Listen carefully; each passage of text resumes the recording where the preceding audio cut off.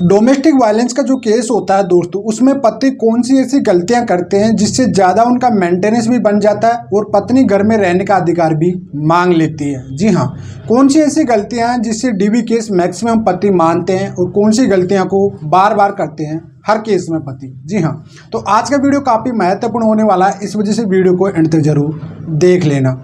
तो चलिए दोस्तों, नो टाइम पास नो बकवास, सीधा करते हैं काम की बात। मैं हूं हंस। सेकंड बात दोस्तों, कमेंट में नंबर ना छोड़िए अगर आप मुझसे ही बात करना चाहते हो। डिस्कशन पूरी डिटेल होती है, अपॉइंटमेंट बुक करके आप बात कर सकते हैं। देखिए दोस्तों, डोमेस्टिक वायलेंस में आए दिन आपको देखता है एंट्री मेंटेनेंस आपका बहुत जल्दी बन जाता है। जी हाँ, चाहे आपका 498 केस चल रहा हो, चाहे मेंटेनेंस का केस चल रहा हो, सीआरपी से 125 का केस चल रहा हो, चाहे फिर डीवी का डोमेस्टिक वायलेंस का केस चल रहा हो, आपका मेंटेनेंस एंट्री मेंटेनेंस बहुत जल्दी बन जाता है। अब दिक्कत यहाँ पे क्या क्रिएट होती है कि लोग बहुत ज़्यादा मेंटेनेंस बना देते हैं, एंट्री मेंटेनेंस भी आपका हाई बन जाता है। मैक्सिमम कहीं लोगों का मैं देखता हूँ जिनकी सैलरी 30,000 होती है, मेंटेनेंस का 15,000, 16,000, 20,000 तक पहुँच जाता है। लोग सोचते हैं कि सर अब क्या करें, बहुत ज़्यादा बन गए हमारी। तो कौन सी ऐसी मिस्टेक होती है जिससे आपका मेंटेनेंस ज़्यादा से ज़्यादा बनता है डीवी केस में? देखिए, सबसे बड़ी मिस्टेक आप क्या करते हो कि आपके मैक्सिमम एडवोकेट साहब ये कहते हैं कि साहब आप ज़्यादा खर्चा दिखा दीजिए। जी हाँ, आपका इनकम सोर्स है 30 से 40,000 का, आप 90% तो खर्चे दिखा रहे हो उसमें से। जी हाँ, ये बात आप समझ लीजिए सबसे पहले। अब उसमें आप ईएमआई दिखा देते हो, मकान की ईएमआई, गाड़ी की ईएमआई, प्राइवेट लोन की ईएमआई, ठीक है, घर वालों के खर्चे, बहन के खर्चे, भाई के खर्चे, कई सारे आपने खर्चे दिखा दिया उसमें।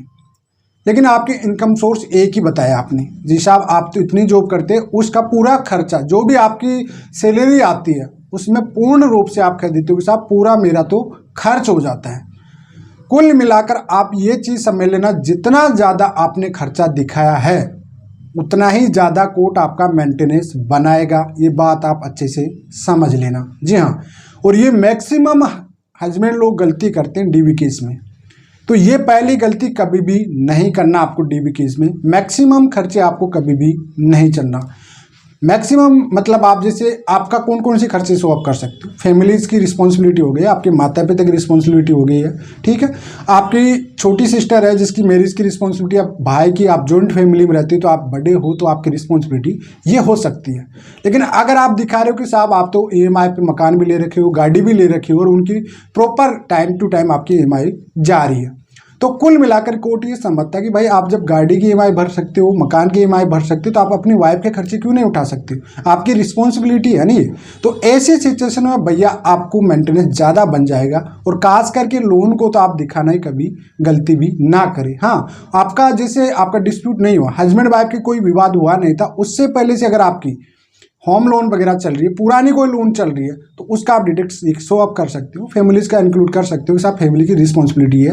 तभी जाके आप लेटेस्ट ही लोन उठा के कह रहे हो साहब आपका केस 2 से या 3 साल से आपका अभी लोन उठाया आपने, और उसी सिचुएशन में आप कह रहे हो साहब मेरे तो पैसा ही पूरा खर्च हो जाता, मेरे पास तो कुछ है नहीं। तो भैया कोर्ट आपको कहीं ना कहीं से क्लोज इनकम, सीक्रेट इनकम जरूर मानता है कि कहीं ना कहीं से आप पैसा कमाते हो, तभी जाके आप देखो आपने पूरा खर्चा शो अप कर दिया, तो फिर आपके पास पैसा बचेगा कहाँ से? कोर्ट भी ये चीज़ तो समझता ना आप। तो आपको खर्चे कम से कम बताना, ये गलती आप कभी भी ना करिए। जितना कम खर्चे बताओगे जितना मेंटेनेंस कम बनेगा, ये बात आप माइंड में फिट कर लेने का।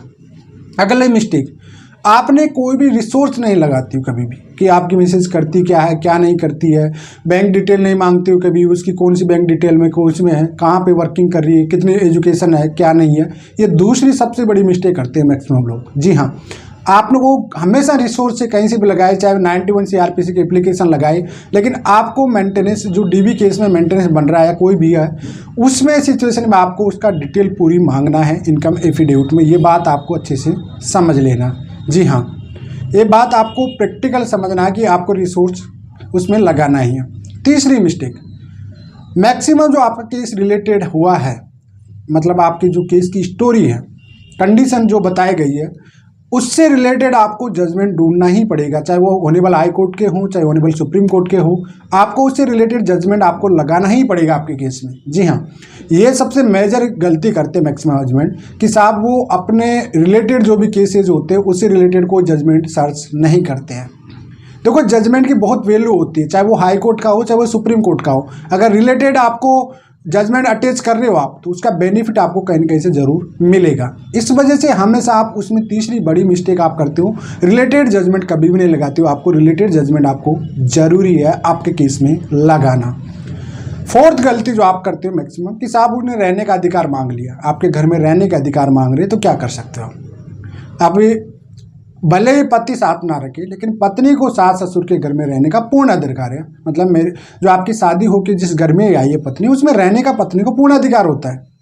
अब आप इस पे कुछ भी नहीं कहते हो साहब, आपका वकील साहब कुछ कह देगा और आपने कोई उसका प्रॉपरली कन्विंस प्रॉपर रीजन नहीं बताया कि आपको क्यों नहीं रखना चाहते, आप तो कह दिए साहब हम नहीं रखना चाहते। आपको यहाँ पे पूरे अटैच करना पड़ेगा, जैसे क्रिमिनल केसेज आप पे अटैक हुए हैं या आपकी मदर की तरफ से वायलेंस हुआ है, मदर के साथ किसी फैमिली के पर्सन के आपको लेडीज़ के साथ वायलेंस हो रहा है, आप पे क्रिमिनल टाइप के कोई केसेज कर रखी है, रनिंग केसेज है, तो वहाँ पे सबकी आपको वेरीफाइड कॉपी लगाना ही पड़ेगा भैया। क्यों? क्योंकि जब ऑलरेडी आप पे क्रिमिनल टाइप के केसेज लगे हुए हैं और ये आपको जवाब दिलाना आपके वकील साहब के द्वारा। कई बार क्या कहते हैं, पति डायरेक्ट ही बोल देते हैं साहब मैं तो रखना नहीं चाहता क्योंकि मेरे पे तो केस कर रखी है। जी नहीं, आपको नहीं बोलना, आपके वकील एडवोकेट साहब को बोलना है ये चीज़ को, जब भी जाके आपकी कोर्ट सुनवाई होगी। नहीं तो कई बार मेरे ऐसे कई क्लाइंट थे जिनसे मेरी प्रॉपर बातचीत होती रहती, वो लोग क्या करते हैं डायरेक्टली बोल देते जैसा आपसे, जैसा आप पूछे साहब आप क्यों नहीं रखते, आप डायरेक्ट कहते साहब मेरे पे केस कर रखी है। तो भैया ज़्यादा ज्ञान नहीं बन रहा है, कहीं ना कहीं ईगो आर्ट हो जाता जैसा आपको, और आप ऑर्डर दे देता कि अब मैं ऑर्डर दे रहा हूँ तू रोक के दिखा। तो एक गलती नहीं करने का, आपको सिंपल सी बोलना है, आपके वकील साहब को बताना कि सिचुएशन ये है भाई अपने केस की, सिंपल ये है कि अभी मेरे पे ऑलरेडी क्रिमिनल केसेस बने हुए हैं, इसी सिचुएशन में अगर वाइफ मेरे घर पे आ रही है तो कहीं ना कहीं मुझे दिक्कत क्रिएट होगी, तो इस वजह से जब तक रनिंग केस है तब तक इनको रोका जाए। ये चौथी गलती सबसे बड़ी होती है। और पांचवी गलती दोस्तों मैं बताता हूँ, आप लोग क्या करते हो, पूरा फोकस मतलब आप लोग पूरे केस की डिपेंडिंग अपने एडवोकेट साहब को दे देते हो, साहब वकील साहब जो करेगा वही होगा। देखो वकील साहब आपका केस फाइट करने का जरिया है, आपकी बात रखने का जरिया है, आप इस बात को अच्छे से समझ लेना। जी हाँ, लेकिन वकील साहब आपके प्रॉपर केस के प्रॉपर एविडेंस जो इंसिडेंट हुआ है वो सब कुछ बयान तभी करेगा जब आप प्रॉपरली उनके एविडेंस दे पाओगे। ये बात आपको प्रॉपरली समझना पड़ेगा। आपको हर डेट पे एक्टिव होना पड़ेगा, हर डेट आपको लेना पड़ेगा, क्योंकि कई बार क्या करते हैं पति लोग जाते नहीं हैं और एक्सपायरी ऑर्डर हो जाता है, तो ये सबसे मेजर मिस्टेक होती है आप लोगों की। अब इस मेजर मिस्टेक को रोकने के लिए आपको केस है तो आपको एक्टिव होना पड़ेगा, जाना पड़ेगा, रिसोर्स लगाना पड़ेगा, चाहे वो कोर्ट के थ्रू लगाना पड़ेगा, चाहे पर्सनल डिटेक्ट लगाना पड़ेगा, कैसे भी पता करके आपको एविडेंस इकट्ठे करने ही पड़ेंगे भैया। एविडेंस इकट्ठे करोगे तभी जाके, नहीं तो आपका इंटरिम तो टेम्परेरी विचाराधीन मामला, मतलब जब तक रनिंग केस चलेगा तो पत्नी आपसे टेम्परेरी मतलब इंटरिम मेंटेनेंस लेती रहेगी और आपको दिक्कत क्रिएट होती रहेगी। आपका ही केस चलेगा, आप ही के खिलाफ चलेगा, आप ही का खर्चा लगेगा, आप ही को मेंटेनेंस देना पड़ेगा, सब कुछ देना पड़ेगा भैया। पत्नी होते हुए भी आपके साथ पत्नी नहीं रह पाएगी, ये दिक्कत आपके साथ बहुत बड़ी होने वाली है। इस वजह से इस बात को आप अच्छे से समझ लेना। 5 ऐसी मिस्टेक होती है डीवी केस में जो मैक्सिमम पति लोग करते हैं। पहली बात तो सबसे ज़्यादा खर्चा नहीं दिखाना आपको कभी भी आपके केस में। दूसरी बात, जितने भी जजमेंट होते हैं उसको अटैचमेंट करना है। तीसरी बात, जब आपके वायलेंस हो रखा है या कोई क्रिमिनल केस कर रखे उनकी कॉपी को लगाना। फोर्थ बात, आपके अगर फैमिली में कोई भी लेडीज़ के साथ, मदर के साथ, किसी के साथ भी वायलेंस हो रखा उनकी कॉपी लगाना।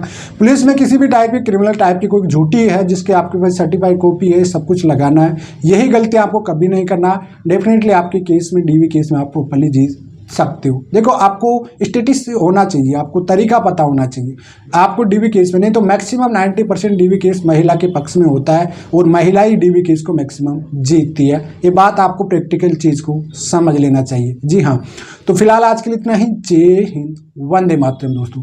सेकंड बात दोस्तों, चैनल अभी मोनेटाइजेशन नहीं है तो वीडियो को ज़्यादा से ज़्यादा शेयर करें, चैनल को सब्सक्राइब जरूर। फेसबुक पेज भी मेरा सेम नेम से होता है जो यूट्यूब चैनल नेम से है, इसी नेम से मेरा फेसबुक रहता है, तो फेसबुक पेज को फॉलो जरूर कर लेना, क्योंकि वहाँ पे मैं शॉर्ट वीडियो जो आपके कमेंट में सवाल आते रहते हैं उनको मैं वहाँ पे अपलोड करता रहता हूँ। दूसरी बात, इंस्टाग्राम पे मैं लाइव आता रहता हूँ, तो इंस्टाग्राम का भी लिंक आपको डिस्क्रिप्शन में मिल जाता है।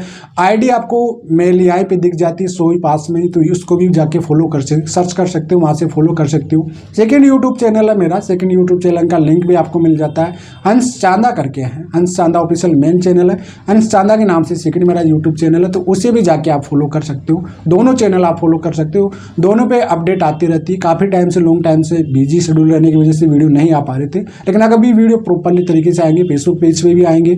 दूसरी बात, आप कमेंट में नंबर कभी भी मत छोड़िए, क्योंकि मैं बार बार रिपीट करता रहता हूँ। अगर आप मुझसे बात करना चाहते हो, व्हाट्सअप नंबर रहता है, व्हाट्सअप नंबर पर आप अपॉइंटमेंट लेके बात कर सकते हो। फिलहाल आज के लिए इतना ही। जय हिंद, वंदे मातरम दोस्तों।